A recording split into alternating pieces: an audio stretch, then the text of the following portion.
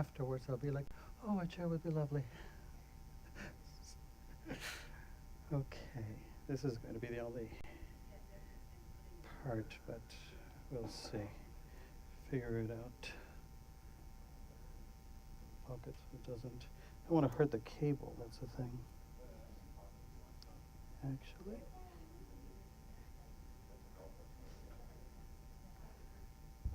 Like that.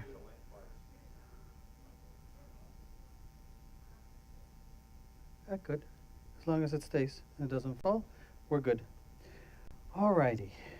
So, welcome everyone. Thank you for coming. Can everybody hear me? Great, good, good. Well, thank you, thank you. So I intended this to be really an informal presentation, just sharing with the community. One of the things that struck me was that we don't talk, Wendy and I were there. It's a worldwide meeting. We got together, we got to talk about a lot of things. And I figured it was a good time to talk about the FPMT and share some things with you. The goal for today is to fill you with questions. It's really not possible for me to give you all of the information, okay? There's just simply too much. But hopefully I will inspire you to go and take a look at all the wonderful resources that are available to us on the web that the FPMT has put together. And hopefully you'll find a lot of things of great benefit and many, many, many opportunities to participate in global projects that are going on, okay? So FPMT stands for the Foundation for the Preservation of the Mahayana Tradition. And what really struck me about this name is this component, for me personally, is the component of preservation. So I was saying, I recently had the opportunity to go to this meeting, CPMT, I'll talk about that in a second. And in that meeting, I really got a good taste of amazing work that so many people have been doing for so many years, what they've built, where there wasn't anything. They got together and they created this thing that's now growing and is a successful worldwide organization. So that's worth preserving. You know? But what are we preserving? What is it all about? You know, where does it come from? And of course it comes from our gurus. It comes from many, many, many, many, many, many, many years ago, all the way to Shakyamuni Buddha. This is our tradition, and we're preserving that. So what are we doing today about it? So the FPMT is an international organization. It's a non-profit organization that was founded in 1975 by Lama Yeshe. We have pictures here on the in the center, right to the left of His Holiness's throne. That's Lama Yeshe, and then to the right is Lama Zopa. Okay, both of them founded it together. Lama Yeshe is the main founder, Nick would be appropriate to say, and then Lama Zopa is the current spiritual director for the organization. He took over after Lama Yeshe passed away in 1984. Okay, and I wanted to share a little snippet from the mission statement, which to me described what it's all about. It's about creating opportunities to listen, reflect, meditate, practice, and actualize the unmistaken teachings of the Buddha, and based on that experience, spreading the Dharma to sentient beings. Okay? So there's a lot of value, and there's a lot of meaning, and there's a lot of purpose to what we're doing. So think about that. The organization is currently made up, and this I do need to make sure that I get everybody's names right. So the organizational structure consists of the international office and the regional and national offices. So in the international office, we have the board of directors, okay?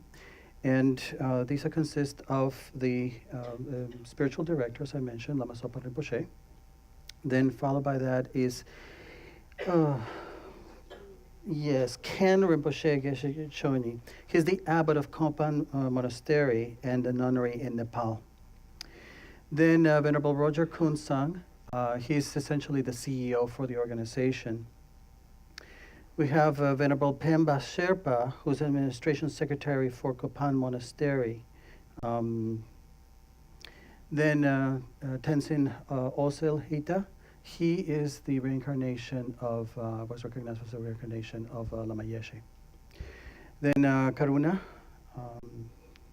and I'm not getting my,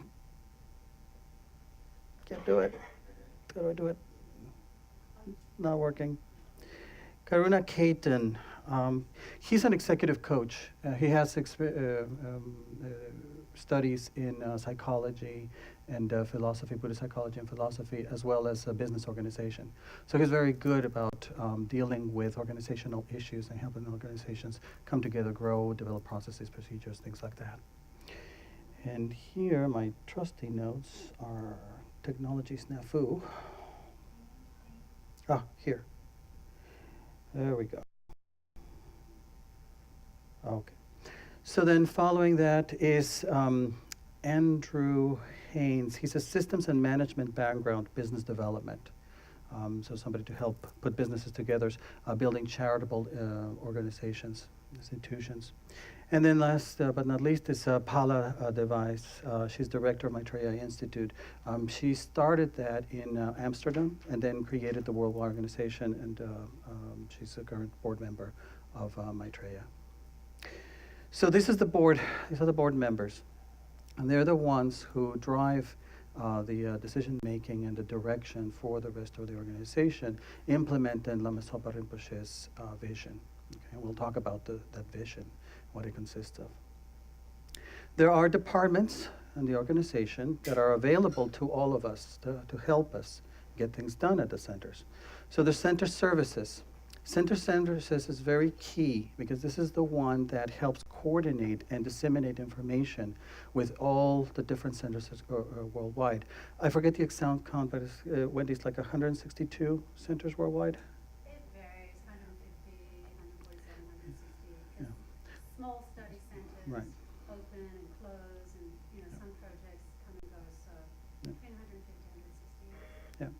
So, and that's a very good point, is the organization is made up of centers like ours, and some of them are larger, and many of them are smaller. And there's also projects, and eventually some of those projects do become, or study groups that become projects, and then become centers. Okay? So there's different sizes of groups within the organization, and center services is responsible for helping coordinate and keep information flowing. They're the ones who give us visibility to what's going on at the organizational level. Education services is huge, huge, huge.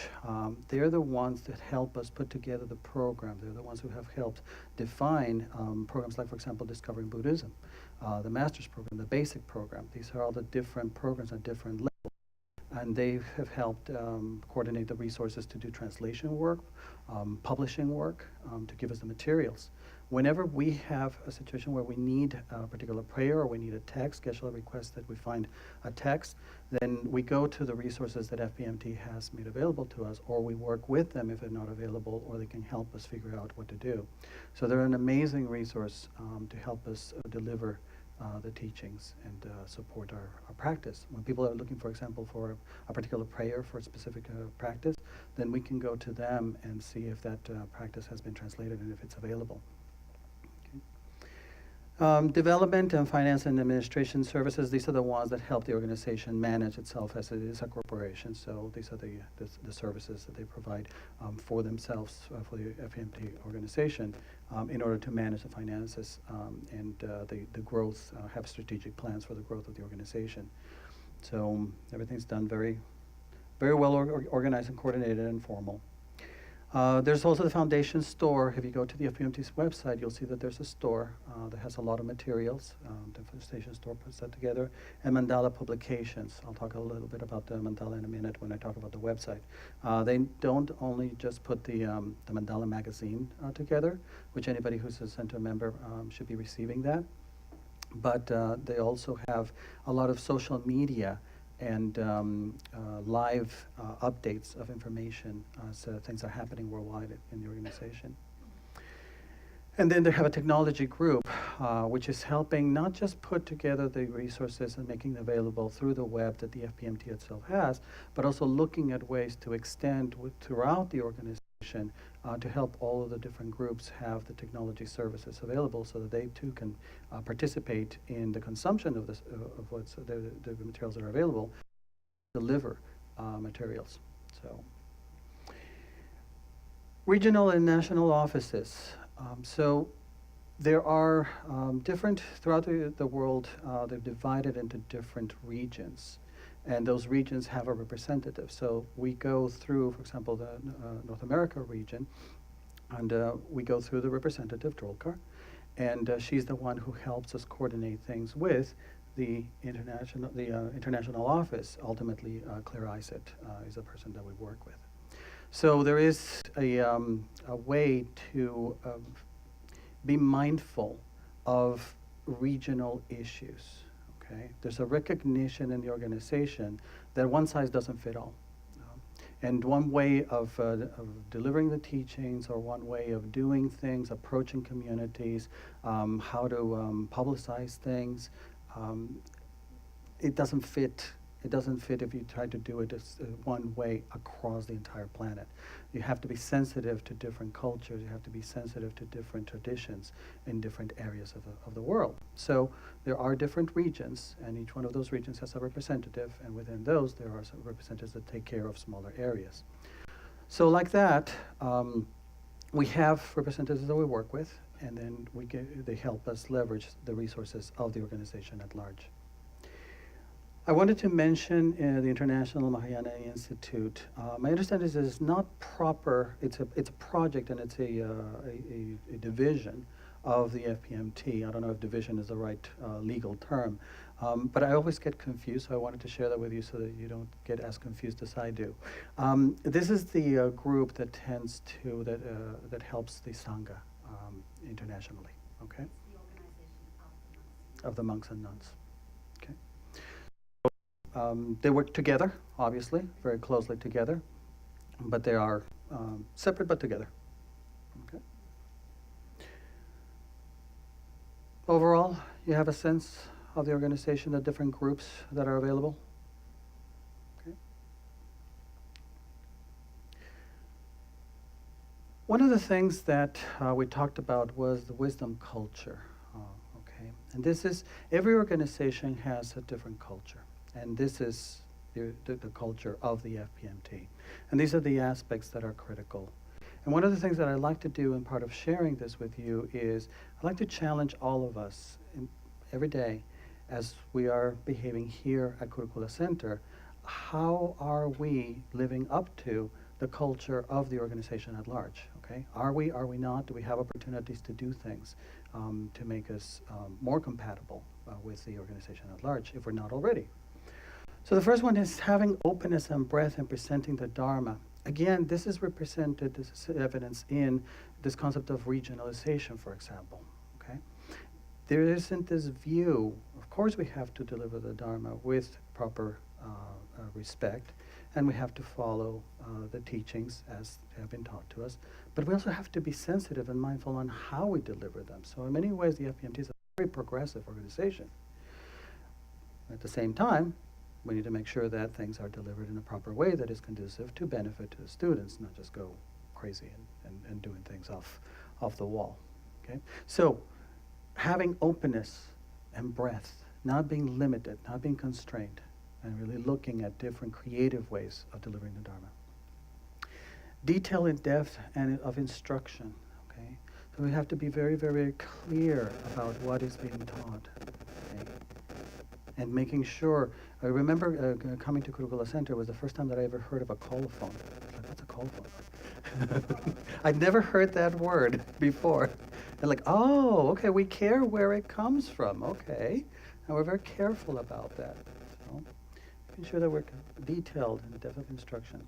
Experiential Lamrim teaching methods and Kopan style courses.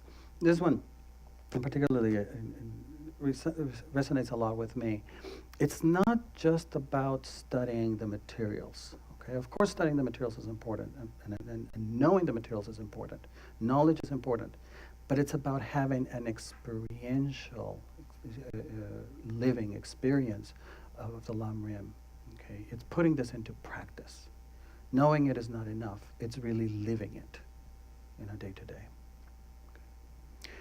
Constant practice of merit accumulation of purification. Many times Marianne will send out messages saying, oh, we've got this advice from Rinpoche that we should be doing these practices. No, it's like, what is that all about? No, well, we want to be creating merit. We want to be doing things that are conducive to being able to do more, okay, and be of more benefit. So we have to be creating the causes and the conditions in order for that to happen. It doesn't happen just because. So we're constantly kind of fueling the engine. Reliance on Tantra, encouraging students to have spiritual confidence. Okay, we want everybody to feel supported. We want everybody to feel strong. We want everybody to have experiences, realizations, and go out and try things. But it has to be, of course, done carefully and with the guidance of our precious teachers. Okay. Respect and support for ordained Sangha. Okay, one of the three jewels. We have to keep that in mind, and that's part of our culture. We really pay attention to that. And we recognize that without the Sangha, we would be missing one of the three jewels. That's just not compatible with what we're doing here. So we need to keep that in mind and always do whatever we can in order to support and help our Sangha.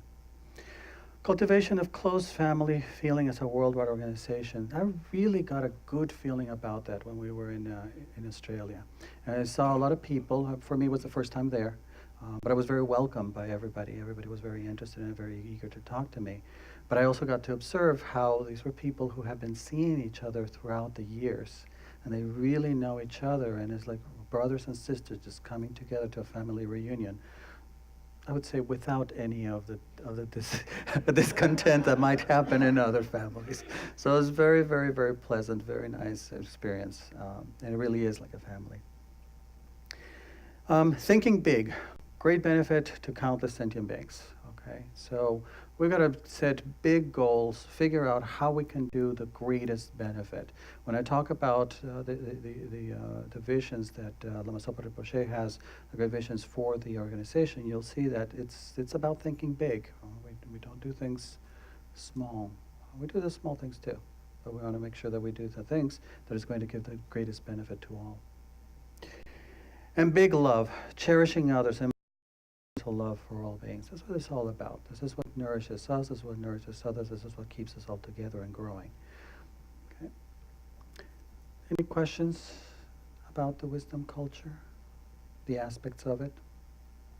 Mm-hmm. The reliance on Tantra, Mm-hmm. how does that fit in with people who's not faith? What's the meaning behind it? To me, an important aspect of this description is encouraging students to have spiritual confidence, okay? It's about and Nick, can you offer additional words beyond that? Spotlight. Wendy? Go ahead. It's only your turn. Well, I think historically, the practice of Tantra has been very much a part of the FPMT. And what's important to know is that the Lam Rim and Tantra are two sides of the same coin. And so by studying the Lam Rim, like there's no point, say getting a Tara initiation and practicing Tara and doing these practices without actually understanding the Lam Rim. And so studying the Lam Rim prepares for Tantra for those who feel drawn to doing those practices, which generally, you have a strong relationship with teachers and more commitments.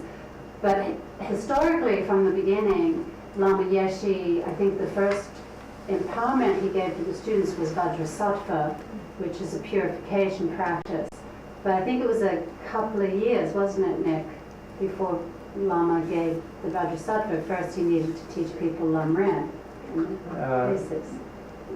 More or less? More or less. Yeah. So I think it's not something that has to happen straight away or for everybody.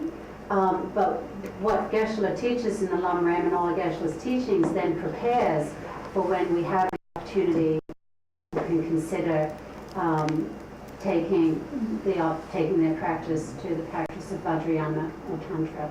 Does that help you? Yeah, that's great. Thanks, Wendy. Does Nick approve? Yeah, I don't know why they put that there. I mean, there's a group of people sitting around coming up with a brainstorming a list of things, what does wisdom culture mean? So somebody thought that and other people approved it, so it got on the list. I'm not sure exactly why. Well, if you see it, look at 3 different points, actually. The point is that we're practicing Tibetan Buddhism, which is Vajrayana, which is tantric Buddhism. So that is what we rely on. And the part of it wasn't mentioned before in the mission statement is we're preserving the teachings of the Buddha, especially teachings of Lama Tsongkhapa, which is the union of Sutra and Tantra, as transmitted by Lama Yeshe, Lama Zopa Rinpoche. So, I mean, that is the essence of what we're practicing, teaching. So, yeah, I would see this as like a sequence. If you look at it, looks sort of puzzling to me at first, but if you see it as a sequence of 3 points, there's the experiential long realm, and then there's merit accumulation, purification, and there's tantra. So rather than just sort of by itself, it sort of follows in succession. Yeah. Makes a little more sense in that way. Yeah, I didn't see that. So Yeah. thank you. That's great. I think the key aspect of spiritual culture, one of the key practices of Tantra is seeing yourself with conviction as an. So I think that's kind of what's behind that.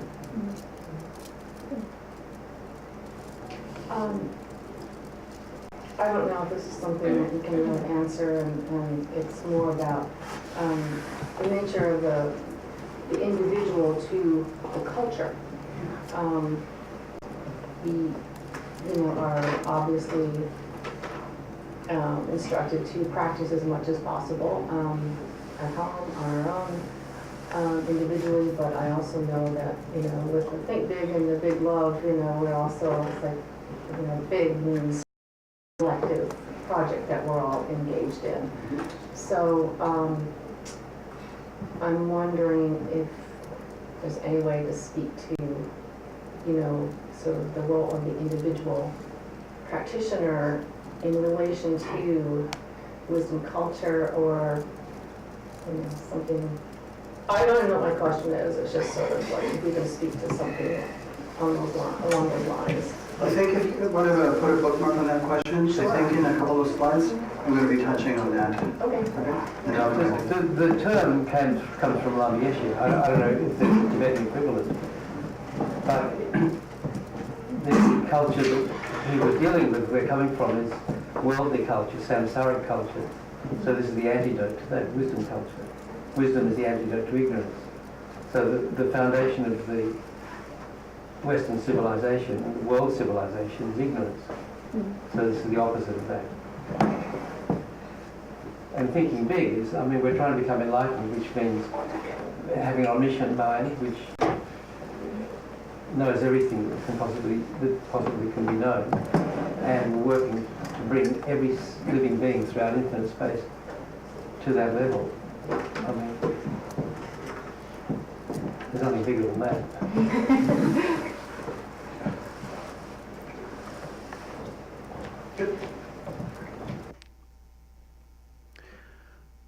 So, I want to introduce you to www.fpmt.org if you haven't been there already. Okay, it's a wonderful website. It has tremendous amount of information in there. You can spend, if you're going to do any web surfing, that's a great place to get a lot of valuable information. The homepage, current worldwide highlights. So if you want to see what's going on, what's Lama Zopa up to, what's big happening at the organization, just go to the website and look at the homepage, and you'll see what are the highlights of what's going on. Under the news and media section, there are in-depth updates, and one of the things that I really appreciate is that there are people in Mandala Magazine and possibly others, I don't know, within the organization that are blogging actively. So in fact, as we were at CPMT, there was somebody who was posting every day, this is what's going on, this is what we're doing. They were also broadcasting live, so whenever there's opportunities for live broadcasts, you'll find those there. And there are also links to social media. So if you want to stay connected, if you want to see what's going on, these things are available. And part of my purpose here, my goal is that you see that there are things that you can do yourselves individually without having to come to Marianne, myself, or somebody else, that you can see what's going on and you can participate and experience what's going on with the rest of the organization. Those are excellent, excellent resources. Education gives you information about the programs that are available, the structures, how they're laid out, describes them. It gives you links so that if you want to participate and enroll in one of them, you can do that. There are some that are available online. So for example, at Kurukulla Center, the Discovering Buddhism program, what we're doing is there's a group of individuals who are participating as a home study. And then they come together here, and as a study group, they discuss with each other, but they're each taking, they're enrolled and subscribed as home study students. There are teachers who monitor those forums. They can ask questions, and then they get the answers. So these are active resources that are available, and everybody can participate. Everybody can sign up for those. Information is about, oh yes, I wanted to highlight one of the things that you'll find under that section is that there is a link for death and dying. So a way to request, if you don't know already, somebody in your family, somebody you know has passed away, there is a way to request His Holiness the Dalai Lama to include this person's name in daily prayers. There are also, as part of that process, tatsas that are made at Lama Zopa Rinpoche's house, and the names are also included in daily prayers. Okay? And there's a worldwide group of people who participate in those daily prayers, and then the names get added. Centers, there's information about all the centers that are available worldwide, and the teachers. So you can there have pictures of many of the teachers. You get to find out who are teachers that are available, where they are, where they're located. If you're ever traveling and you want to find out, oh, I wonder if there's an FPMT center in this city that I'm going to, you can find out there, and there's contact information, so you can get you can go meet them and see what the other centers look like. The teachers section talks about all the teachers and the lineage. So you get to see Lama Zopa Rinpoche, His Holiness, Lama Zopa Rinpoche, and all of our teachers, and who are the teachers of whom. So you understand the lineage. Remember that colophon thing? You understand the lineage, who's involved, and where they are. Projects, very important, and this one I'll elaborate a little bit further.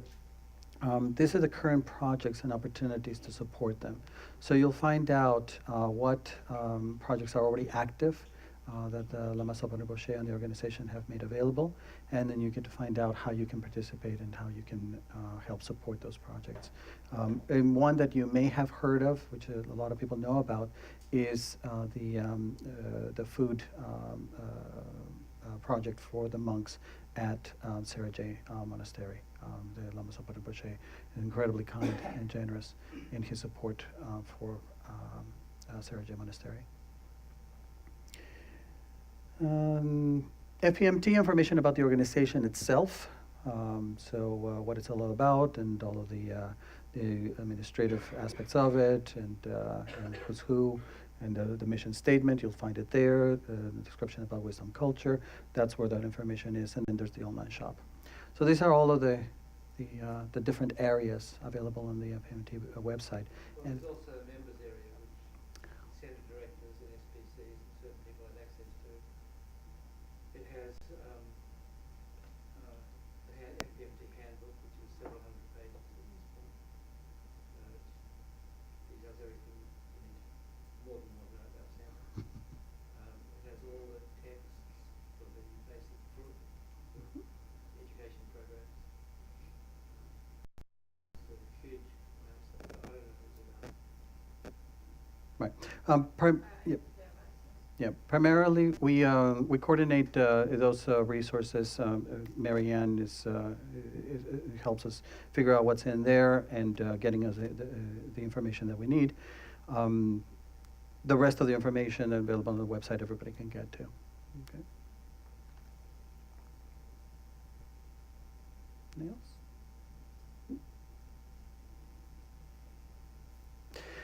So, let me tell you a little bit about the CPMT meeting itself that we attended. This is the Council for the Preservation of the Mahayana Tradition. It primarily consists of center directors and spiritual program coordinators. And we get together and we get to talk about what's happening, what are the main things, the main concerns, the main challenges, the main opportunities. We were incredibly fortunate to have so much participation from Ribush. He was with us most days, and he gave us active participation and advice to help us through tackling some of the tough topics that we tackled. The meeting took place at the Great Stupa of Universal Compassion in Bendigo, Australia. Just all saw in the newsletter, I sent some pictures about that. It was unbelievable. I remember describing to a friend of mine what this was all about, and I showed him a picture. I said, like, oh my God, you people build pyramids. He's not a Buddhist. I was like, well, it kind of looks like a pyramid, you're right. So it's quite impressive. It's an unbelievable project. Ian Green and his wife, Judy, were recently here. They visited us at the center. They also, in addition to building an amazing stupa, they also coordinate the world travels of the Jade Buddha. So they were in town as part of that, and they paid us a visit here at the center. We were very happy to have them. So we all got together. It was a little nippy. It was a concrete building, not quite finished. So we're all huddled inside, but we had a really good time. And it was 7 days. And the first day we talked about how do we better learn and practice to preserve the Gelug tradition. Okay, and the beginning of it is understanding what is the Gelug tradition and what is it all about, and what are the important aspects of it.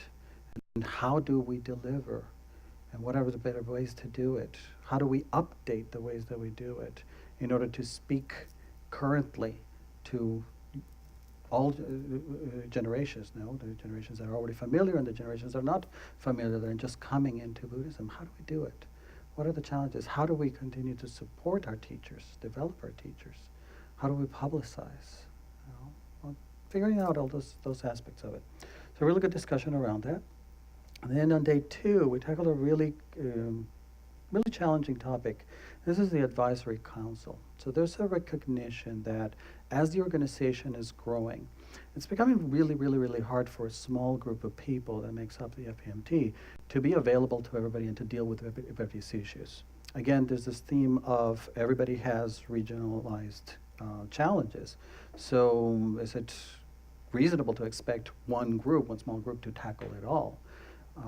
So the thought is to have this council made up of domain experts, okay? People who know these areas, who know these challenges, who are really experts in whatever finance, real estate, technology, whatever the aspect may be. It doesn't have to be just specifically teaching or Dharma. It's any aspect of putting together, running an organization, and specifically a Dharma center.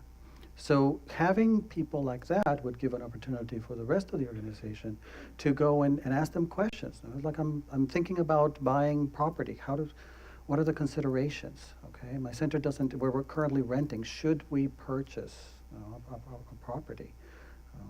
And what are the legal issues, the ramifications? How do we set that up?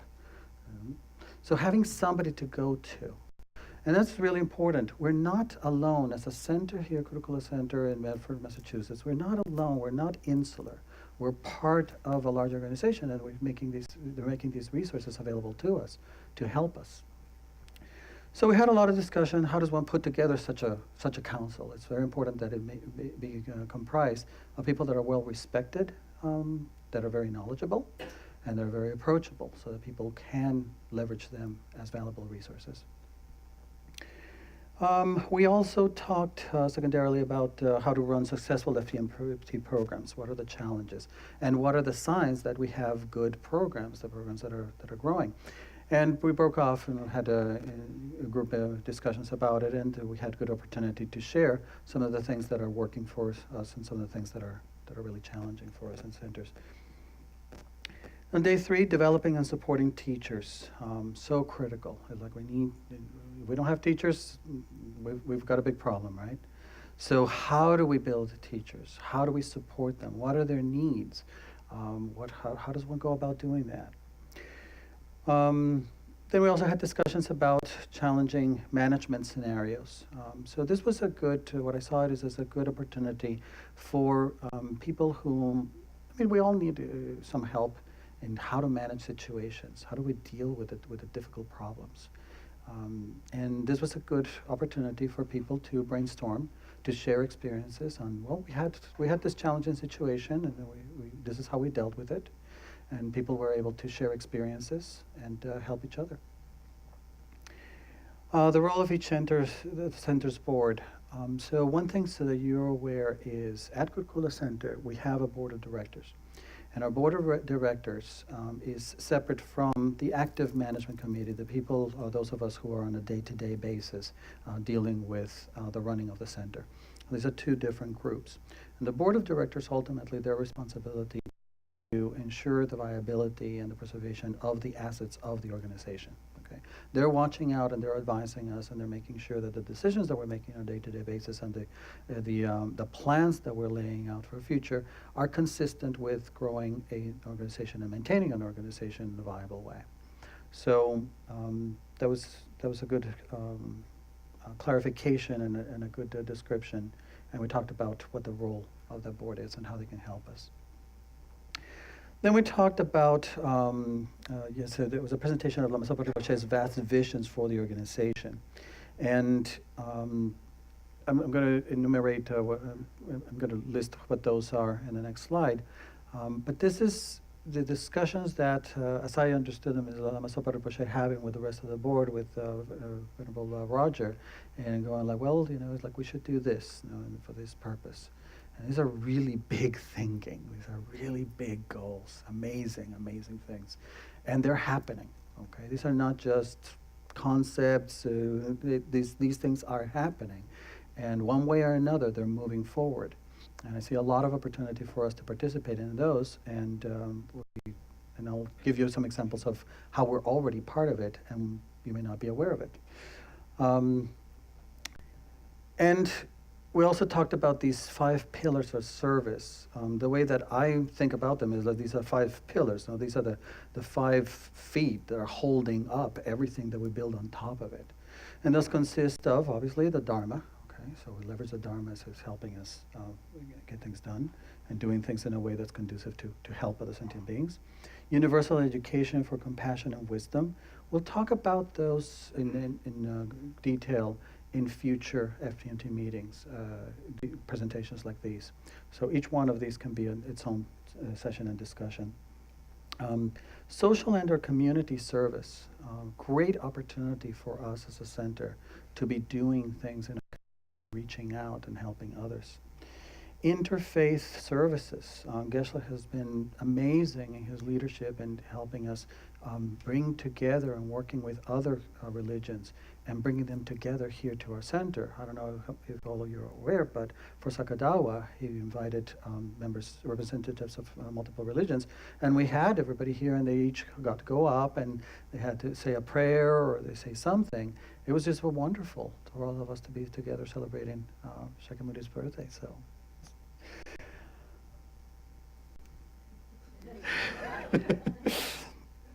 And then revenue generation activities, okay? Of course, we have to do something to generate revenue. This is the way that the world works. We can't ignore that part, as we have to be mindful of that part and have the strength in order to be able to fuel all other pieces. That's just being practical, okay? And figuring out what are proper ways and what are successful ways to do that. On the 5th day, Lama Zopa Rinpoche was kind enough to confer Amitaya's long life initiation. And he also gave us some advice and considerations as we're aging. And one of the many takeaways that I got, that one was a really good one, is consider for yourself, okay? And this is not about thinking, oh, well, 20 years from now, I'll get that plan going. No. Remember, it's like life is impermanent. Anything can happen at any moment. And we can become debilitated all of a sudden. You know? And what about our daily practice? What if we can't read it? Or what if we can't say it? What are the options? So we talked about that and gave an example about some people who write down their practice, okay? And they have their practice fully written out, so if something happens, then somebody else can help them do it. In some cases, maybe read the practices to them. Or some people have recorded their practice, so then they can just hear it if they become incapacitated. So ideas are things to think about. You know, it's like I have this daily practice, and I have this commitment. I've made this commitment for the rest of my life. Some people have done that. Well, for the rest of our lives, well, I'm still alive. I may not be able to say it. I may not be able to read it, but how am I going to do that? So it was a good challenge and a good reminder of the impermanence of our precious human rebirth. So something that we can all do and get that taken care of. We had discussions about the wisdom culture, and Lama Zopa Rinpoche also gave us advice for things that centers can do to ensure the growth and the health and the steadiness of the centers. So Sambhala practices are one thing that we can do, extensive offerings, so water offerings for the pride of beings, and also performing sur practice for the benefit of centers. Lama Yeshe Wisdom Archive and Ani Dessel does sur practice. It was very kind. That was how we. Incense, it's offering smell, incense, it's a short practice, and it's the offering of smell, which is incense, so it's just a short practice. And then you offer to those beings who they can only take their nourishment through smell. So it's a very short practice, but you need to have some coals. So actually getting the fire organized and letting it burn down to the coals. That takes actually more organizing and longer than the actual practice can take, but Well, you need the special to mix with and samba. then you use sampa, and then Rinpoche has recommended that you order from India, from the Tibetan Medical and Astrological Institute in India. They have little packages that have 25 special substances or a whole bunch. It's powder, and they're fairly cheap. But you have to get them and order them and have them sent from India. And then we order sampa, 5-pound bags of sampas, and then we put this powder in there, and then it lasts quite a while. We do these small incense offerings several times a week. So it could be done if people want to ever do them outside. I've often thought that it's something that we could teach some of you. So sometimes you can come and, do a little barbecue and do a little, this is a practice that people can learn. But yeah, it's said to, Rinpoche has recommended for all the centers to do it to help remove obstacles. And so I think sometimes it's probably done here. Geshe-la, you've done also, right? Sometimes we do that when people pass away. Right. So, Yeah. When someone dies, that's the tradition. Yep. They do 3 times a day. They like often for lunch. Breakfast, lunch, dinner. Right. And like then some people do it all the time. But I didn't do all that. You do many other things, Geshe-la.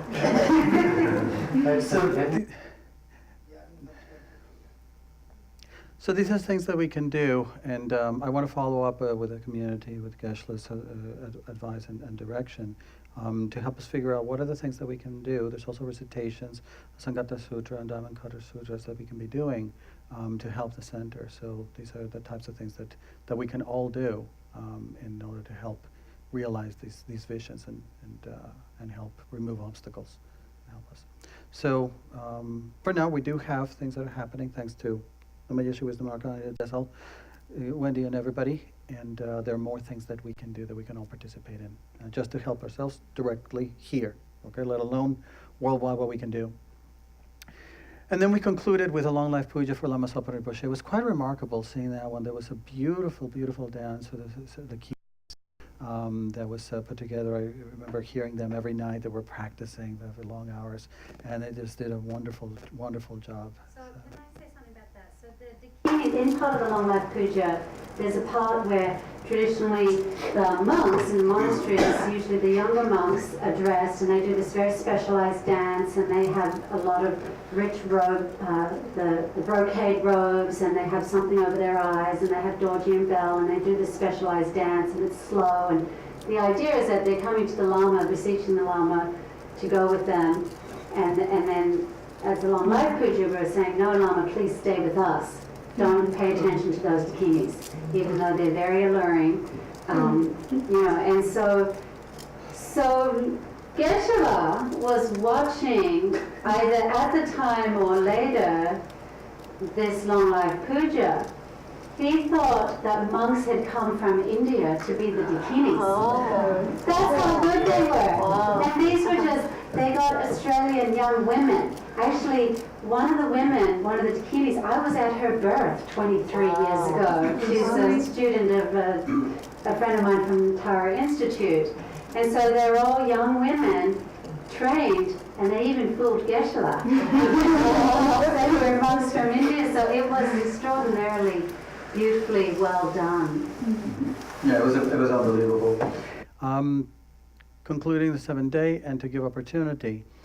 Obviously, I'm just barely even beginning to describe to you what happened, okay? As I said at the beginning, I'm just going to present things and you create a lot of questions in your mind.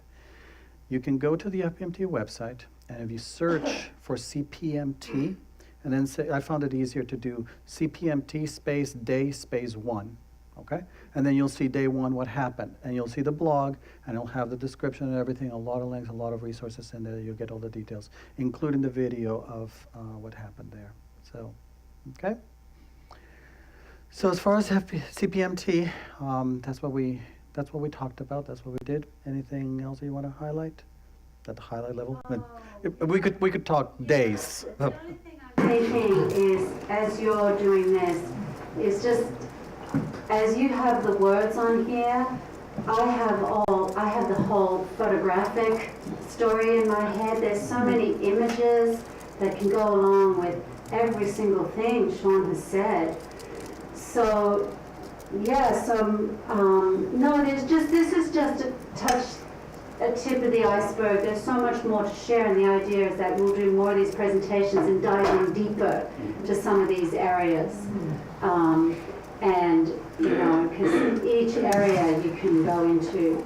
One of them alone is another 2-hour. Yeah, you could take so many pieces you presented and do a whole session on it. We've never done this before, so today is really just giving you, hey, big picture, this is what we can talk about.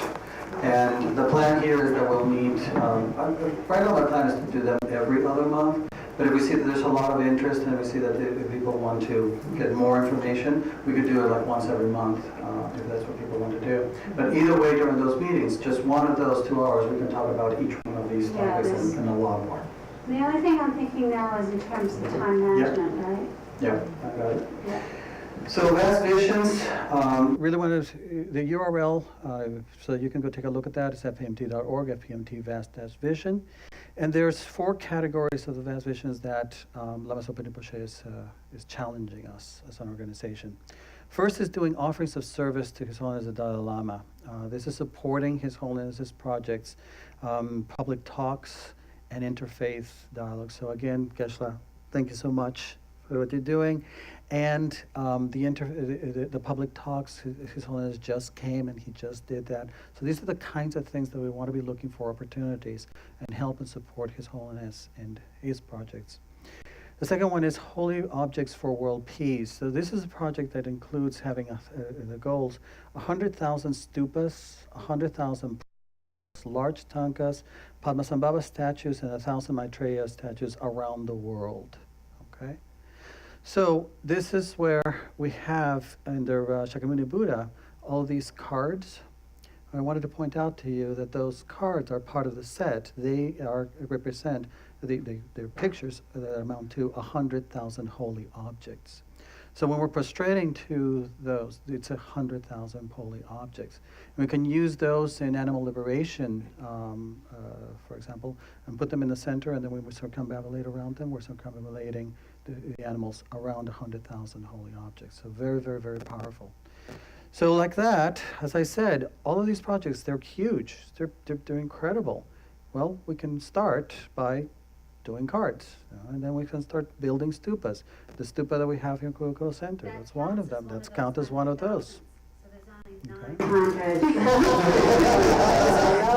Actually, no, so what Holly did was when Holly Venerable Holly Ansett presented this part of the meeting, then she would say, and how much is still to go. So with some of the stupas, there might be 15 done, or 10 large prayer wheels, and so but it started these large, which ones are in progress. They're in the process of building a very large stupa at Land of Medicine Buddha in California. And so these are projects that it's beyond our lifetime, and so you have to think beyond our lifetime, and that's a thing that Geshe Tsoga always had for Kurukulla Center, was we support the center and do what we can for the center, thinking not just for ourselves, but for future generations. And so it's very clear that Lama Zopa has, the big picture in mind, with his vast vision. The other category is supporting practice and realization. This is supporting ordained and lay students in their practice.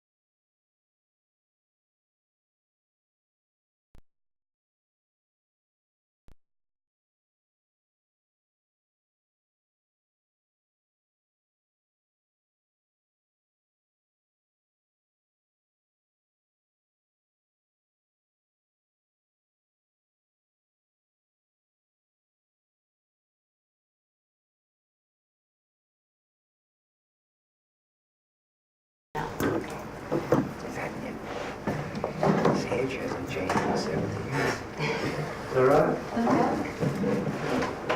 Yes, Don. So, I've done a long rambling talk about this some time ago, which I think is on the Kurukulla YouTube channel, so that's there for the record. So this is going to be more pictorial. I'm not very good at getting through things properly, so I'm going to tell you what I'm supposed to do, and then we'll see what happens. What I'm supposed to do according to Sean. I've talked about my career background and establish a connection with the audience.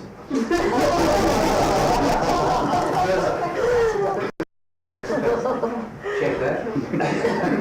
First contact with Dharma, why go to Copan, description of Copan, what it was, and the course that was being offered. Lama Yeshe's vision and purpose, and brief mention of today's status and role at Copan. Highlight my personal connection and realization.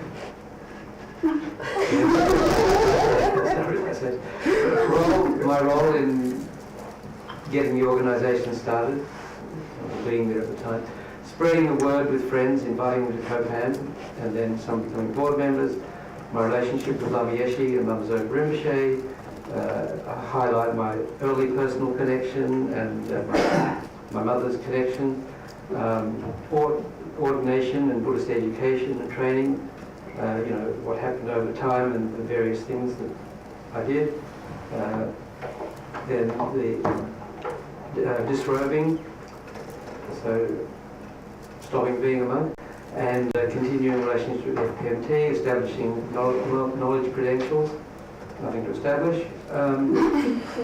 Then manifesting Rinpoche's project, or Lama Yeshe's project as well. So Wisdom Publications, actually just Tushita Meditation Center in Delhi, Kurukulla Center, and then now the archive. So that's what I'm supposed to cover. Let's see how it goes. So this is kind of where it began in 1941. That's you? It's my... Yes. Really? Yeah, I'm the one on the right. That's my precious mother. 1941. Really cute. Okay, this is the Leave It to Beaver family. Ward and June Cleaver, and Wally and the Beav. Which one are you? You're all too young to remember Are that. you No, No, you're the left or right. Yeah, this is me and my younger brother Dorian. Yeah, that's about 1950 or 51. Wow. So I went to school, I graduated, I went to university. Most of my time at university I spent playing in a jazz band, playing piano. But still came out a doctor. But I graduated. That's 1964. As a medical doctor. So while I was developing my medical practice back in India, Lama Yeshe and Lama Zopa, who were living at the refugee camp at Buxa, Lama Yeshe and Lama Zopa Rinpoche. I think the story is fairly well known. I don't need to go into too much detail, but Lama Yeshe was born in 1935 in a small town west of Lhasa called Dechen Turlum. Lama Zopa Rinpoche was born in Nepal, in Solakumbu, in a place called Tangme. And he was recognized at an early age, Lama Zopa, as the incarnation of the Laudo Lama. So we'll see Laudo in a minute. And Lama Yeshe was recognized as the reincarnation of the abbess of a local nunnery. But if you're the incarnation of a female, like that wasn't considered particularly special, or you didn't get a lot of it wasn't the same as being the incarnation of a male lama. So, but anyway, it was the nunnery that Lama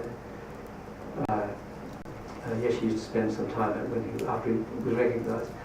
And then when he was about 6, he went to Sera Monastery in Lhasa to study. Lama Zopa Rinpoche went on pilgrimage after studying in the local monastery for several years. He went on pilgrimage with his uncle to Tibet, and they finished up in southern Tibet at Dharma Geshe Rinpoche's monastery in southern Tibet, in a place called Dharma. And Rinpoche, they went on pilgrimage. When it was time to leave, in 1956, when it was time to leave, Rinpoche didn't want to leave, he wanted to stay there, so the uncle had to go back to Nepal without him. And Rinpoche stayed there for 3 years, and then in 1959, Lama Yeshe and Lama Zopa Rinpoche escaped from Tibet, and they finished up in Buxa, where Rinpoche became Lama Yeshe's student. And then in 1967, they were in Darjeeling at Dharma Geshe Rinpoche's monastery in Darjeeling, and they met this American woman, Zina, who was looking for, actually she was looking for Dharma Geshe Rinpoche, because his previous life had been the guru of a guy called Lama Govinda, and he'd written a book called The Way of the White Clouds, which is a very interesting book if you get a chance to read it. And so she read this book and she kind of wanted to meet this Lama, but because Lama Zopa Rinpoche had been at Domo monastery and he was also called Domo Rinpoche, that they kind of got mixed up, so they introduced her to him, and through that connection she met the Lamas and became their first Western student. So she studied, what's the next one? Oh, yeah, while she was meeting Lama Yeshe, I was in New Guinea, communing with the natives, and I was also making a movie, and the Lamas were leading a somewhat different life. But I was being cool. So I guess you go back to the previous one. Yeah. No, that one, yeah. That one. So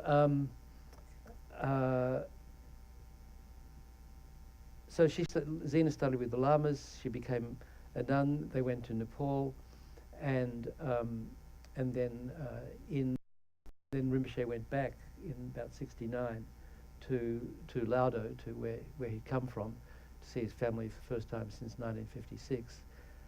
In his previous life,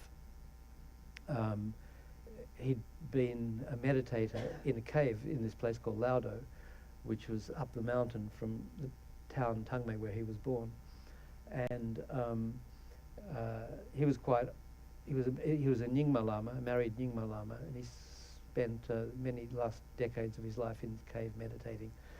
And people wanted him to build a monastery, but he said he was too old. He'd come back and do it in his next life.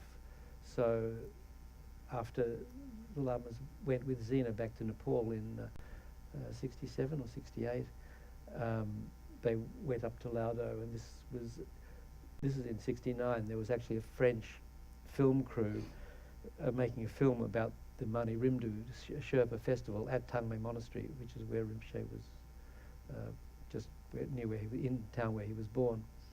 And they set up this photo of Lama Zopa Rinpoche and Lama Yeshe, and this was actually on the album cover of this Tibetan ritual music that was put out by this French company in about 1970. And I think we have it on our website, lamayeshe.com. We have the monks from Tangme chanting the different Yamantaka things anyway. Okay. So after they'd been in Nepal, the Lamas lived in the Gelugpa Gompa at Bodhanath, and Zina rented a house called Double Dorji House from a Lama called Chini Lama.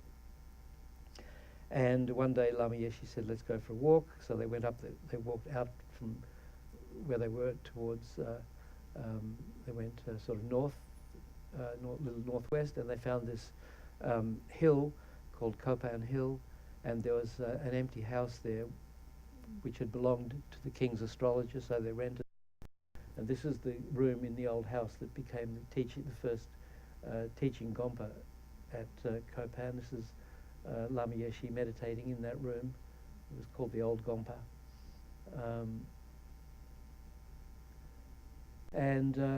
Yeah, this is, I think, on the second trip to Laudo, or maybe it's the one with the picture with the rocks, 69 or 70. But this is the Lamas there. Meanwhile, back in Australia, you may have seen this when Adrian's presentation, but this is my house in Brisbane, where I was working at a local hospital in 1970. So 5 out of these 6 people became FPMT Center directors, if you can believe that. There was Peter Giuliano, he was director of Tar Institute for like 9 years. And then this guy Jeb, he's the one that didn't become a center director, but he was a pilot. He flew them up. Actually, he flew them up from Melbourne in a light plane, picked me up in Sydney. I was there doing some medical exam, going for a higher degree, which I failed. And with Lama's blessing that I failed, by the way. And then there's Yeshi Kadro, Marie, my girlfriend, with whom I lived in that house. She's been a nun for over 40 years now. She was running the Buddhist hospice in Brisbane until recently. And she was just led the retreat that Rinpoche did in Australia after the meeting. There's me. Then there's Dr. Adrian. He built Nalanda Monastery, and now he's just built the Australian monastery. And his brother Max, who set me on the road to degeneracy. He was briefly also director of Tar Institute. Meanwhile, back in Nepal, the Lamas, Zena, who is now a nun, persuaded Rinpoche to give a Lam Rim course. So this was the students at the very first Lam Rim course at Kopan. There was Rinpoche and Lama Yeshe.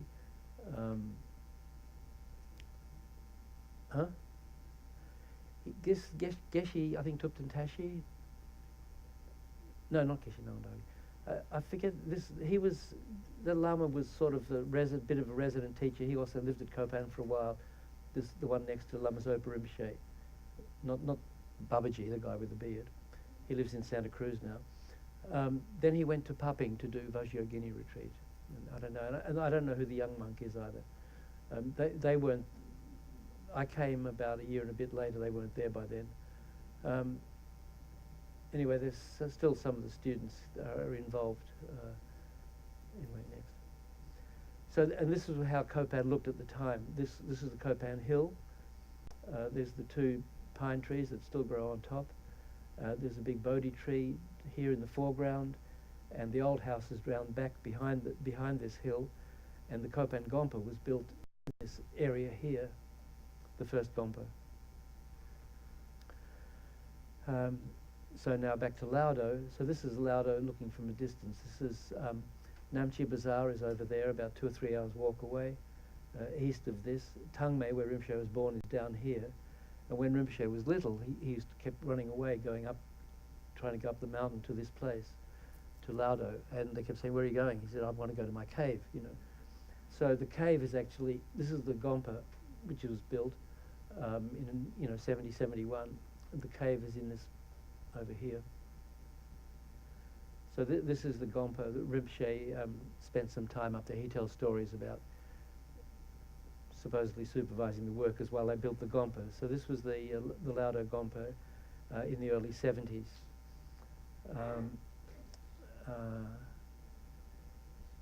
So around the time that was being finished, they were building the Kopan Gompa, as Lama Yeshe, in that space I showed you behind the Bodhi tree.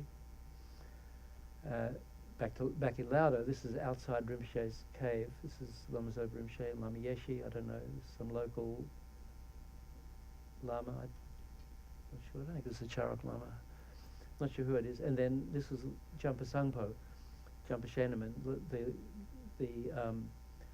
He was in that first meditation course. He was the first FPMT monk, Western monk. Meanwhile, back on the road, Marie and I had left Australia. We'd spent a couple of months in Bali, and after that we were going to go back to the West. I was going to visit some friends in Toronto and some guys I'd graduated in medicine with who were doing graduate work. But after listening to all people talk about the East in Bali, we decided to stay.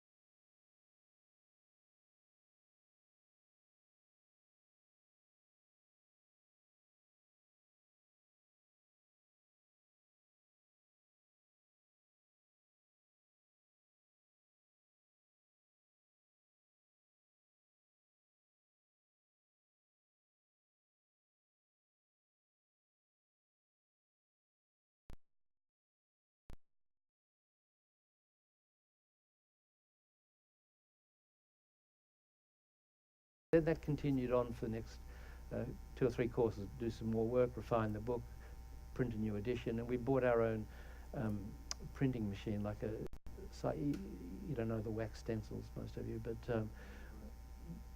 well, not exactly a mimeograph. It was a Gestatten. Well, Gestatten was a German machine. You typed wax stencils and you strapped them to a drum with ink on it, and it squirted through the cut wax onto paper. It was kind of a mess. But anyway, that's how we did. We had our own printing press. So that's how that's the Gonpo for Copan, how it was built. That's how it was. That was how I looked. And my mother was very worried. She thought I'd been brainwashed or got sunstroke or smoked too much dope or something. So she came to rescue me from this cult. So she came to the next course, and that's her with Rinpoche. So I rescued her in the end. So she went back to Melbourne after the course and thought about it, and then she became a Buddhist. So that's her asking Rinpoche some questions. And then after that course, we went up to Laudo. I went up with Lama Yeshe Lama Zopa Rinpoche. So this photo was taken by Rinpoche. I travelled with Lama Yeshe Lama Zopa. So that's on our way. That's below Namche Bazaar. So Namche Bazaar is the town that you go to if you're going to go to Everest. So Everest's off to the right, north-east, and Laudo is off to the west. Sort of you will go along this valley. So this was below Namche. That's my first shaved head. That's at Laudo in 1973. So that course in 1973, the one that my mother was at, plus a bunch of about 20 or 25 of my friends, I wrote all these mad letters to people saying they should come. It was like insane. And I think most of them came to Kathmandu for other reasons, but they came to the course. And then some of them, like Peter Giuliano and Max in that other photo, they went back to Melbourne. They became involved in setting up some Dharma centres and inviting Lama Yeshe and Lama Zopa Rinpoche to take their first trip to the west. So that the Gompa was full for that previous course, for the third course, for the fourth course. There were about 120 people there. So for the next course, the fifth course, which happened in the fall of 1973, we had to put up this tent at the back of the Gompa because there were about 200 people came to that. This is just all by word of mouth, really. Yeah, pretty much. So that's me and Yoshikado Marie at that course. We were about to get ordained. And we did. This is in January 1974. There were about 10 of us at the fifth course asked permission from Lama Yeshe if we could become monks and nuns. So he gave us permission, and he said we need an organisation. So that was the beginning of the International Mahayana Institute, the IMI, not IMI, which is kind of sounds very ego, but International Mahayana Institute. Although on the conventional level, it's true, IMI. The conventional self exists, isn't it, Geshe-la? Too profound. So there's me and Yoshikado and Thupten Pende and Thupten Chodron, Nicole, she's Peter Kedge's wife, Thupten Pemo. So out of this group, the only 2 of them, out of the 2 of the 10, have remained unscathed. Who said 3? Wrong. Yoshikado and Thupten Pemo have been nuns for over 40 years. Next one, Thupten Wongmo, she disrobed after about 20 years, but then realised it was a terrible mistake, so a year later she became a nun. But if that happens, you have to go down to you've got to go to the back of the line again. You don't sort of pick up where you left off. Then there's Marcel, there's Thupten Cherki, she's married to a Nyingma Lama, lives in Bhutan. I just saw her in New York at His Holiness's teachings. And Ursula Bernice, she became a student of Dharma Geshe Rinpoche in New York. He died on September 11th, the day before 9/11. Do you know Dharma Geshe Rinpoche? Yeah, there was a Shugden. But she died of cancer some years ago. And then Gareth Sparham, he's taught here. He's on the back there. He was a monk at the dialectic school in Dharamsala for over 20 years. He was very close to Genlob Sangyatso, the head, the principal who was murdered in 1996 or so. Gareth's been here. He's translated quite a lot of stuff. He's very knowledgeable. And then Lama Zopa Rinpoche's mother on the right. She became a nun with our nuns. So we were ordained by Lati Rinpoche, Ling Rinpoche was the preceptor, and then there was Lati Circle Rinpoche, Lati Rinpoche, Lama Yeshe, Lama Zopa. Good group, huh? Some legendary lamas there. All legendary lamas there. So the monks were done first, 4 monks, and then the nuns were done second. So this was a time of the Kala Chakra, and just before we got the ordination, there's a thing where you have to leave a little. I had hair at the top of my head at that point. You leave a little bit of. You shave your head, and there's a little bit that someone, the Lama, snips off symbolically to symbolise when Guru Shakyamuni left the palace. He had his long hair. He cut off all his hair, right? So that symbolises that. So after the Kala Chakra initiation, everyone filed up to get blessing from His Holiness and see the mandala, go around the mandala. You have to see. So we went up as a group in our robes, and His Holiness said, "Oh, what's this?" You know, and then Lama Yeshe said, "Oh, they're going to be ordained tomorrow." So His Holiness laughed and said, "Well, I hope it lasts." And he did the hair snipping thing, you know. So it lasted with 2. Huh? And then follow-up story of when His Holiness saw you for the first time. When you weren't a monk anymore? Oh, that comes much later. Maybe no time to that's good stuff. Anyway, So next one. So yeah, so that's the former boyfriend and girlfriend with the lamas. Now separated. So this is back in Nepal.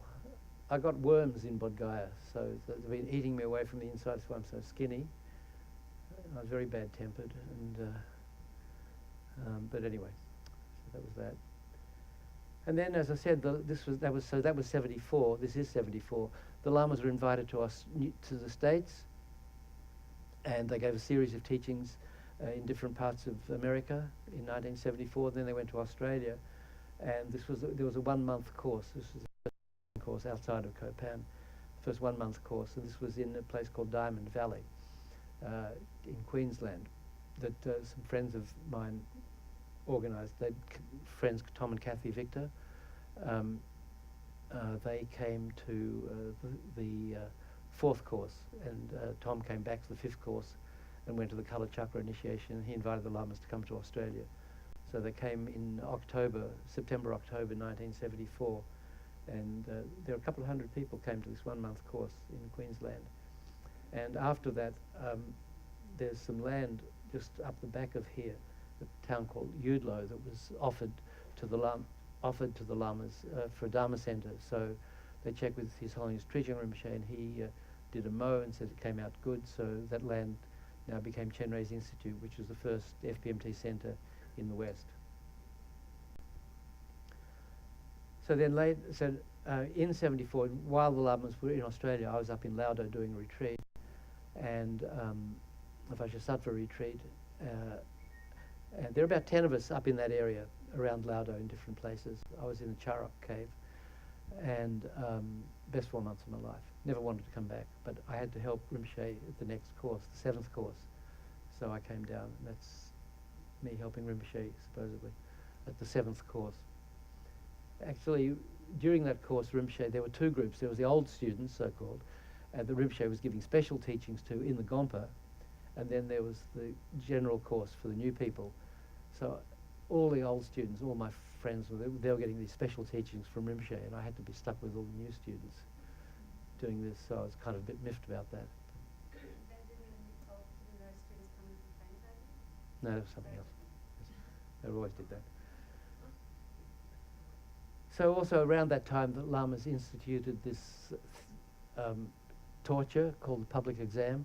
So you had to sit on the floor in front of Lama Yeshe or Lama Zopa, and they give you a topic to talk about, and you had to talk for an hour on whatever it was, you know. So I think this is Rinpoche looking incredulous at how ignorant I am. But I was trying to explain something, I don't know. So that was where we started getting trained in public speaking. then the lamas went, so that was the end of 74. In 75, the lamas undertook another trip round to the west, but this time was a whole round the world trip. And it lasted for 8.5 months, and I was lucky enough to be the attendant. So I went, travelled with Lama Yeshe, Lama Zopa Rinpoche, all around the world. Went from Thailand to Australia, New Zealand, to California, to Indiana, to London, to Switzerland, to Italy, and back to India. This is in Sydney when we first, and Roger, Venerable Roger Rinpoche's assistant, organised the course in Sydney. However, he organised the course, and the Lama Yeshe told me I had to teach it. So we'd received teachings before the Kala Chakra initiation in 1974. His Holiness, as a preliminary teachings, which he often does, he taught 37 practices of a bodhisattva. So I had to give this 10-day course on 37 practices, and they rented this facility, and Rinpoche stayed in the back room, and I had to be out there giving this so-called teachings. So it was kind of back to front. But and Lama Yeshe stayed in the house that they rented, and Lama Yeshe did retreat. Before that, Rinpoche did retreat at this house, and Roger stayed to look after him, and Lama Yeshe and I went to Melbourne. So Lama Yeshe gave a 5-day course just outside of Melbourne, and there's a book called Ego, Attachment and Liberation, one of the free books. So that's the teachings from that course. So Lama Yeshe gave the course, and I was there leading the meditations. And in Melbourne, the Lamas in 74, 75, 76, I think 77, first 3 or 4 years they stayed in my mother's house. So this is in my mother's house in 1975.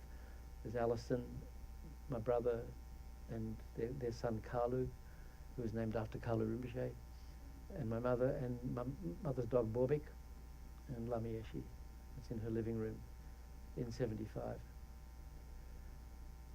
Then we went up to Chenrezig, and in the 1 year they built the Gompa. So this is the Gompa Chenrezig Institute that was built for the Lam-Rim course in 1975. And at Sakadawa, you've seen that photo of the Lamas, Lama Yeshe, Lama Zopa, with the sunrise coming up behind them. So that was taken the morning of this. That was taken the morning of Sakadawa. They're going to give precepts. And then after teaching, Lama Yeshe took everybody out on the hill. So we all meditated. That's my mother meditating with the Lamas on Sakadawa in 1975 at Chenrezig Institute. So anyway, we did this round the world trip and came back to Kopan. Then there was the 8th Kopan course. So there had been 2 Kopan courses a year in 72, 73 and 74. Now, because the Lamas were travelling, it became a 1-month, the November course became a 1-month course at the end of the year, which still continues. So after that course, American guy who was a publisher in Hawaii came to Lama Yeshe and said that he wanted to publish. He'd been studying with Geshe Dage in Dharamsala, Jesse Sartain. He had a publishing company called Conch Press. So he was asked if he could publish the teachings that the Lamas had given in America in 1974. So they were edited by John Landau and Alex Berzin. And so Lama Yeshe called me over because I'd been involved in the publishing at Kopan, and said, he wants to publish the teachings. You work it out with him. We'll start our own publishing company. We call it Wisdom Publications for Wisdom Culture. And the centres that Lama Yeshe was starting at the time was Chenrezig Institute for Wisdom Culture, and then Manjushri Institute for Wisdom Culture was given the green light in 75, and then other centres, some of the early centres became this Centre for Wisdom Culture, that Centre for Wisdom Culture, and Publications for Wisdom Culture. So so that was the beginning of Wisdom Publications. So Lama said you do a co-publication, don't give the copyright away or anything. So this was the first Wisdom Energy. It was a magazine style format, you know. And that was the teachings from America in 1974. And that was the end of 75, beginning of Wisdom Publications. Around that time, after the course, I was standing on the steps of the Gompa with Lama, and he kind of looked way into the distance, because we'd just come back from this trip and a few other centres had started, and he said, you know, he's looking way into the distance, he said, you know, we need an organisation to keep all this together. So I kind of looked over to see what he's looking at, you know. Didn't see anything. And so he said, why don't you and some of the others get together and discuss how to create an organisation. So there were 9 of us there, including John Landau, Wendy Finster, Peter Kedge, P.D. Shane, and then there was Sister Max, who was the nun who was a black American nun who was working as a school teacher at the American school in Kathmandu, earning an American salary and giving it all to the lamas to support the monastery. The lamas, about 20, 25 young Sherpa monks were there. And there was Marcel and myself and Yeshikadro and somebody else, I can't remember exactly. There were about 9 of us. We got together to discuss how to make an organisation. And Lama Yeshe said, well, the name of the organisation should be the Council for the Preservation of the Mahayana Tradition. We were like, you're joking, we can't market that. You know. Why don't we call it the Yeshe Foundation? So, no way, he was naming it after himself. So he said, no, that's our mission statement. The council, you know, you're a council, you're meeting to discuss. We're going to preserve the Mahayana tradition. That's the name of the organisation. So it turned out council wasn't really the right word for a worldwide organisation, but it was called that for the first year or so until it became a foundation. And then this meeting that Sean and Wendy were just at, which was supposed to be annual, then became every 2 years, now it's about every 5 years. That's called the CPMT, the Council for the Preservation of the Mahayana Tradition. So the name of the organisation is the FPMT, and the name of these meetings, these general meetings, is CPMT. So that was, we discussed that, and you know, most of the ideas that we came up with didn't pass muster with Lama Yeshe, but you know, we talked about it. So then in 1976, the Lamas went again on the trip. This time Peter went with them as their attendant. My job was to stay back and keep the Sangha. By this stage, there was about 20 monks and nuns living, Western monks and nuns living in Kopan, so my job was to keep that organised. And Peter and a couple of the other English students had found this priory in northern England called Connors Head Priory, which they bought, and that became Manjushri Institute for Wisdom Culture. So that has its own subsequent history. So then back again at the end of that trip, this was the 8th course at Kopan. So you can see the bunch of monks and nuns.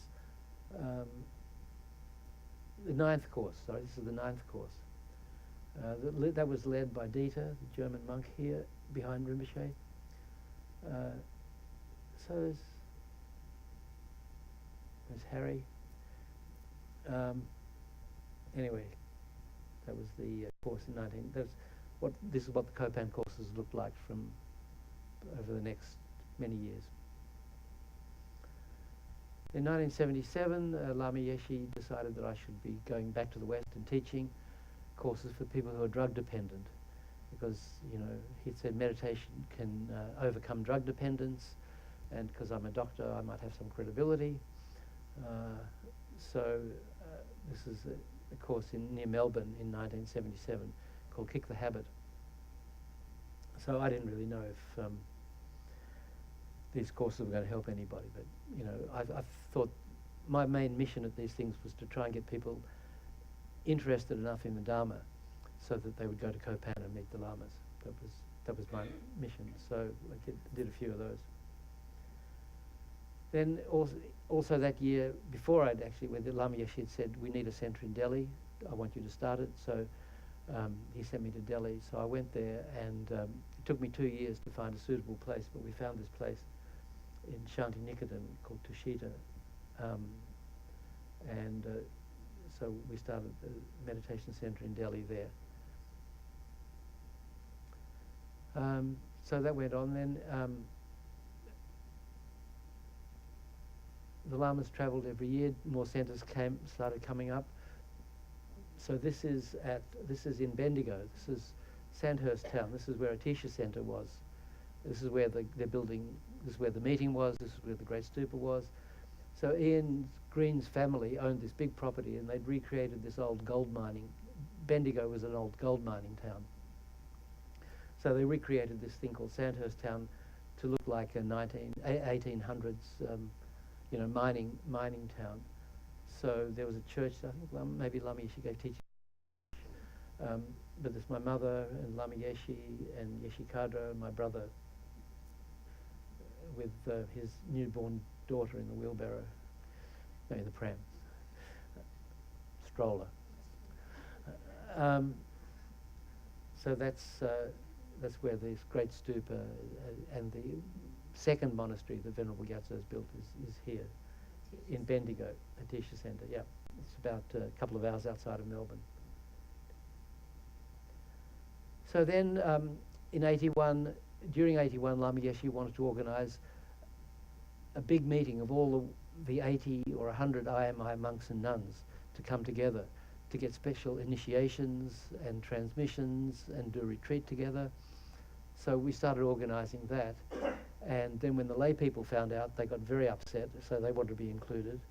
They didn't want to pay the price, but they wanted to be included. So we allowed lay people in. So this was the first enlightened experience celebration. It started in Bodh Gaya and continued in Dharamsala. It went for about 5 months.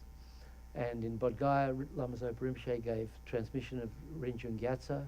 He only did about half the text, there's about 500. Well, there's two. Rinjung Gyatso has 300, and then there's the Sukha Gyatso has about 200. So I think he gave about half the initiations, and then he gave the rest at the next Enlightened Experience celebration, which happened in 1986, I think. This is 1982, so we're offering mandala to His Holiness under the Bodhi tree in Bodh Gaya. And then I was running Tushita Meditation Center in Delhi, and I also ran the Enlightened Experience celebration. Then we invited His Holiness to come to Delhi to give a public talk. Lama Yeshe wanted, so we organised. Actually, in 81, he was the first one, but His Holiness couldn't make it. So the first one His Holiness came to was 1982. So this is at the Ashoka Hotel in Delhi. His Holiness gave a talk, again, offering the mandala. And Lama Yeshe also gave teaching there, so that's me escorting him off the throne. So then Wisdom Publications had moved to England, to Manjushri Institute at that time. But Lama Yeshe asked me to be the editorial director. So I wasn't quite sure how that was going to work, but we decided to organise an editor, and so we advertised for people who wanted to be editors at the Enlightened Experience Celebration 82, and we organised the retreat for January 83 in Italy, after Lama Yeshe had been giving teachings on the 6 yogas of Naropa. So these were the people who wanted to be editors. There was a guy called Lee Bray from England, and Sharon Gross from California, and John Landau, Robin Brentano from New York. She's director of the Garrison Institute now. And myself and Hermes Brand, a Dutch monk, and Steve Carlier, if you know Steve. He went to Nalanda, and he was the main translator for Geshe Champa Tekchok. And Lama Yeshe, of course. Yeah, he's the teacher, resident teacher at Land of Medicine Buddha. Steve Carlier. His hair is now quite grey. But at least he's still got it. So this is the editing retreat. During the retreat, the director of Wisdom Publications, English guy called Hugh, quit. So then I became a director of wisdom. So then I had to go back to Delhi, hand over as director of the Kurukulla Center, and then go to London to run wisdom publications. So I went there in '83. In the beginning of '84, we rented this house in South London, in Streatham. So there were 5 or 6 of us living there, doing wisdom publications from this place. So there was Venerable Rabina, then Venerable Sarah before she was a nun, and a friend Jock, who I worked with in Delhi, who was our business manager at Tushita, and a guy called Mike Fenney, the accountant, and a woman called Karen, who was kind of the housekeeper. That's in the backyard. So while we were there in that house, we got news in March that Lama Yeshe passed away in California. So this is at Vajrapani Institute, Rinpoche with Lama Yeshe. And Song Rinpoche came and we did the cremation of Lama Yeshe. Everything changed. But the Lama Yeshe, about a year before he passed away, he'd set up a board of directors, FPMT board of directors. So our first meeting was at, those of us who were there, was after Lama Yeshe's cremation. So we got together and we asked Rinpoche to take over the organisation, which he reluctantly did, accepted. And we had our next main meeting, our first meeting. We never met as a board while Lama was alive. And Lama said, we need a board of directors so that the board will manage the organisation, and Lama Zopa will be freed from administration. He'll just be able to teach. So that was the theory. It didn't really work out. Yes? I'll be on camera for this. Yes. Is when we were at the recent Light of the Path retreat with Lama Zopa Rinpoche in North Carolina just recently, and so Rinpoche referred to this meeting at Vajrapani, and he was talking about the FPMT Lama passing, and he said he tried to give the organization or ask some other lamas to be the head of FPMT. Geshe Rapton, Song Rinpoche, Geshe Zopa. And they didn't accept. So then he said, so then Lama Zopa Rinpoche said, he was telling us all. So then Nick asked me to be the director, to run the organization.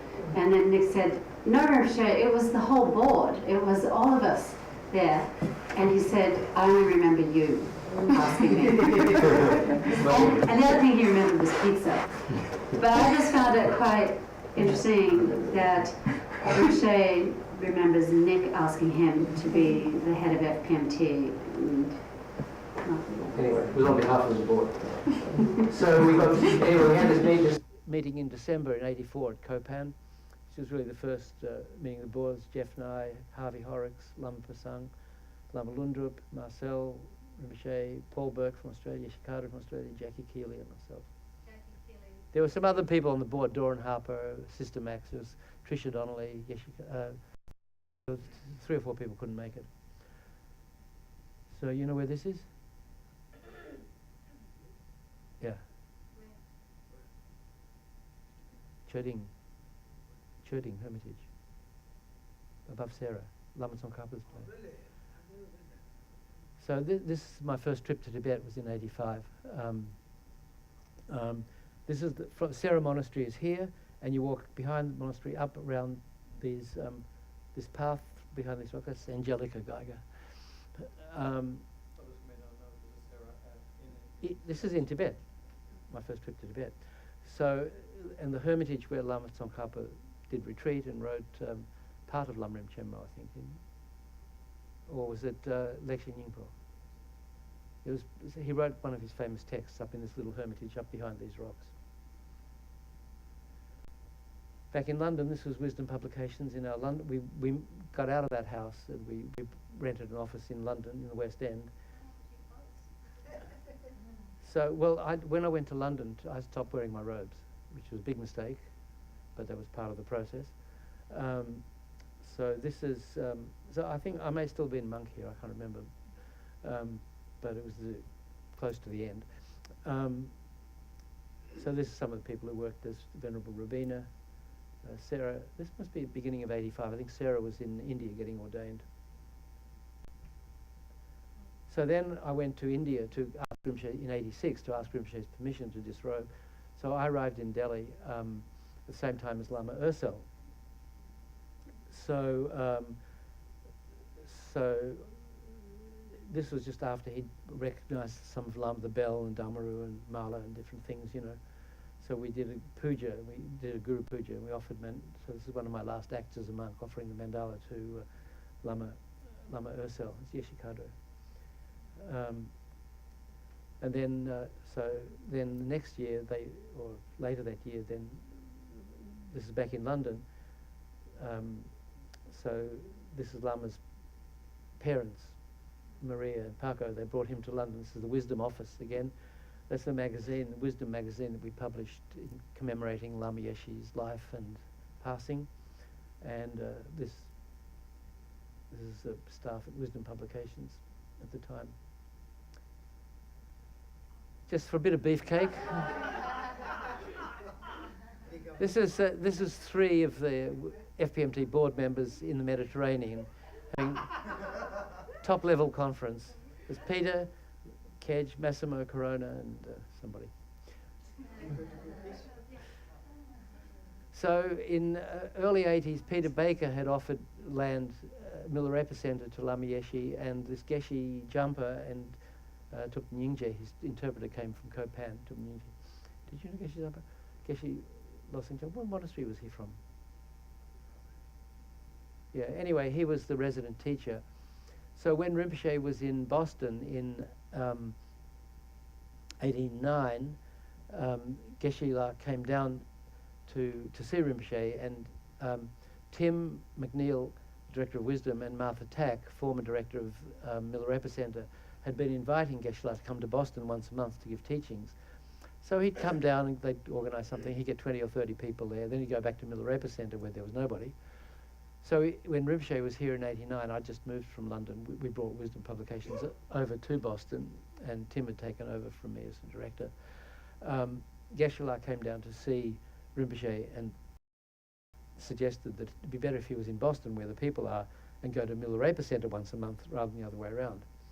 So then Rinpoche called me over and said, oh, Geshe La wants to be in Boston. Maybe we should start a center. So why don't you be the director for the time being? That turned out to be 4 years. So we call it Kurukulla Center. So we rented an apartment for Geshe La at Cleveland Circle. And so Geshe La and Nyingje moved down, and we had teachings at Wisdom Publications office. So that's Tim and myself, and then Lee Lightfoot and Rand Engel. We were the main people working at Wisdom Publications. Was on the corner of Newbury Street and Mass Ave, opposite where Tower Records used to be. It's in the building above where Urban Outfitters is still, on the 4th floor. So, and we used to have teachings there. Then around that time I met this person.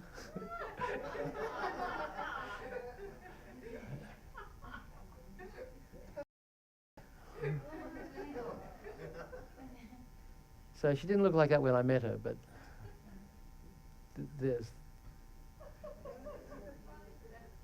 but you can see, irresistible. So that in '91, I went back to Tibet for the second time. I led a tour. I led a tour group, or I assisted leading a tour group. So that's on top of the Jokhang with the Patala in the background.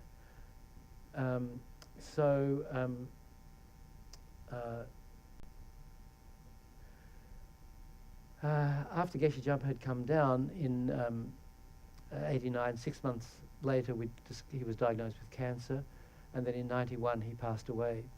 So this is Terry and Kate, two of his most devoted students with Geshe La's holy body prior to cremation.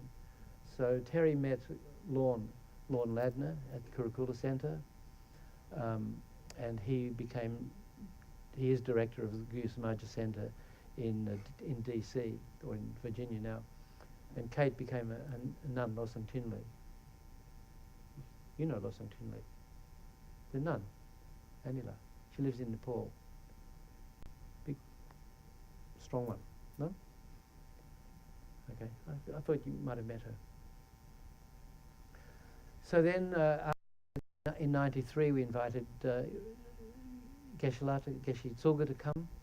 So, and Wendy had arrived to stay for a couple of months before Geshe-la. Yeah, with it was a little colder. This is her winter look, and this is our first interpreter, David Molk. This is up near the reservoir near Cleveland Circle up there, you know. And this is in the apartment. We rented another apartment in that area for Geshe-la. This is Steve Rosenberg. He took over from me as director of Kurukulla Center in '93. It's his son Sam with Geshe-la. Then Geshe-la at that time, Geshe Tsulga, was here for 3 months, and he was at North Carolina for 3 months, and in Vermont for 3 months, more or less, and then some time off. So we invited other teachers to come in the off period. So this was Geshe Gelsen came. This is in the Wisdom Publications office. This is about 95 or 96. There's Venerable Connie, who worked at Wisdom. John Dunn, was he? Yeah, I'm not sure. David is there, you see. Yeah, but David arrived in '94. No, David arrived at the end of '93. David arrived 1 month after me. Oh. So I think this is '94. Yeah, so there's Sybil, there's Steve's wife, and there's myself and Dan Howlett, was very close. Geshe-la. Dan passed away in 2001. Don Courtney, DG, and David Kittlestrom, Greg Lewis, and John Hood, a couple of odd characters. David was still editor at Wisdom. Yeah, David was, he'd been there. Actually, he was So- probably in order and distribution then before he became an editor. So this also we invited some Western nuns, monks and nuns. This is Thupten Dondrup, and this is Jen, before she became director, I think. Maybe 96. She's engaged, maybe not married. So Because she arrived at the center and like 2 months later became director. Yeah. She went on the fast track. So this, Like some people are on the fast I track. think this is at the Wisdom office also. Yeah. Okay. And in '98, Rinpoche came, and by this time Wendy and I had left Wisdom to start the archive, and we're doing it out of our apartment in Brookline. So Rinpoche came to visit us, and there's David and Suzanne. I think Suzanne was the director at the time, and then after, she was director from. No, David was probably director at this point. This is '98. And there's Mary Colony, who was Director of Education Services for a long time, and her friend Harry. And Rinpoche. Before we got the center, so back when, before we got the center, sometimes, you know, we would hold, before we started holding classes out at Friends Meeting House in Cambridge, we used to use Wisdom Publications, but then the pujas, we'd either do it at Geshe-la's house, or sometimes there was a period where we used to hold classes in this room here in our Nice and Mine apartment in Brookline. So that space there, I remember having quite a few pujas with Geshe Tsulga. And we did some discussion groups in there as well. Yeah. Okay, we'll move on. So this is Tumala with Geshe-la. I'm not sure what year this is, but probably late 90s. And this is after we got the house in the front room there with Geshe-la. This is probably about 2005. And that's it. So I think we're well past time. So anyway, that's a little story about my connections with FPMT and the Lamas and what brought us here. In realizing the instructions and the visions of our lamas.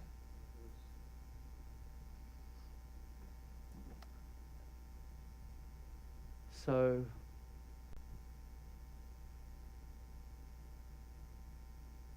don't steal Dharma books.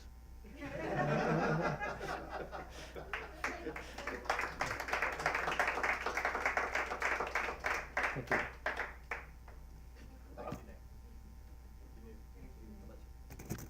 From the super as well. Thank you.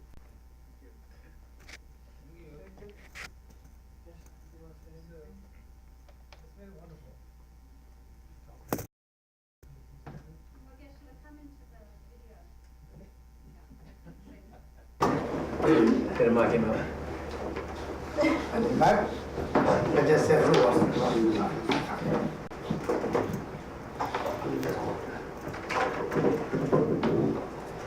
Anyway, it's very wonderful. Firstly, we got about FPMT Center. It's, unbelievable the benefits. I was really experienced when Sarah is Ribush start to their food to the monks. When first they start once a month, right? I think so, once a month. The monks are waiting. Okay. I don't remember, maybe second week of the month, the Wednesday. Still I remember. We call Wesa Larang food. Wesa. It's a Lama Sabaramachi food. We don't say that monastery food with a Lama Sabaramachi food. The monks waiting to the count the days. Before, we're very poor. Started in 1991, Yeah, like that, right? Yes. Very poor. once a month. Yeah, once a month. When you bring the dal or rice, the dal doesn't make, color change in the rice. Just go down, we have to eat. Like water. No water, but we have nothing to eat. And then evening, always we are hungry. But we have to study about 11, 12, then Gijil, they give some black tea and peas bread. It's very delicious. It's super. Even we go to 5-star hotel, we don't get that kind of food. It's very delicious, just dry bread. Because we are very hungry all the time. Anyway, Rinpoche started the food, then more monks be available to live this in the monastery study is very benefit. Then after they start whole lunch, breakfast, dinner. Even I knew that. Big benefit we can see. Then the whole world, a lot of schools, a lot of, organizations help.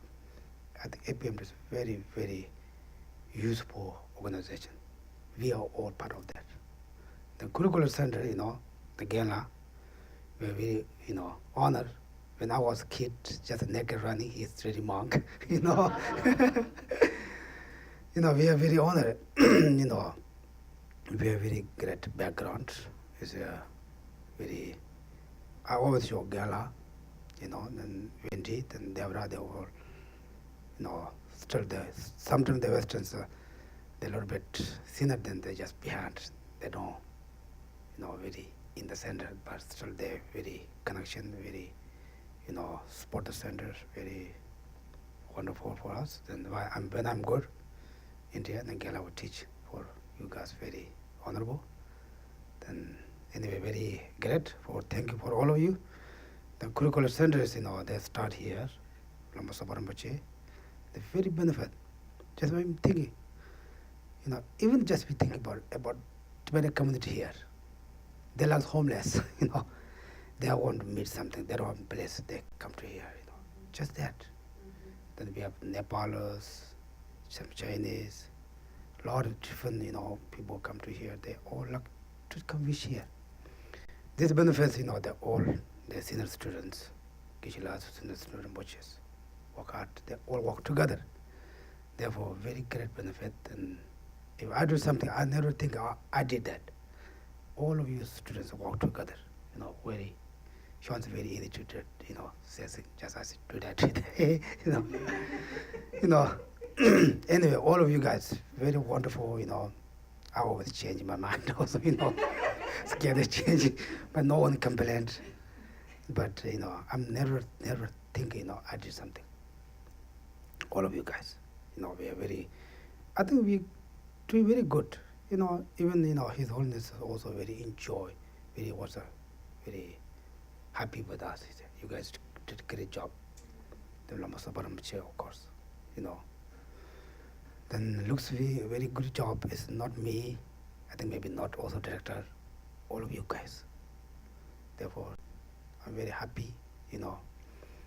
Support the center is your benefit for all Samjipiks. I always talk. You support center, this is enough. You don't need to do many other things.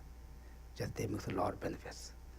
Anyway, all of you, thank you very much. Then we have a lot of benefit.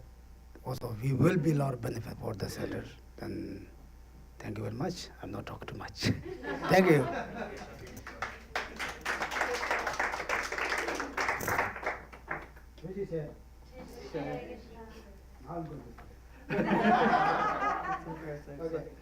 Thank you. So thank you, everyone, for participating. Hopefully this is something that's helpful for everybody. You learned something. And then the next time, I've already invited Tim McNeil to join us. He was an FPMT board member.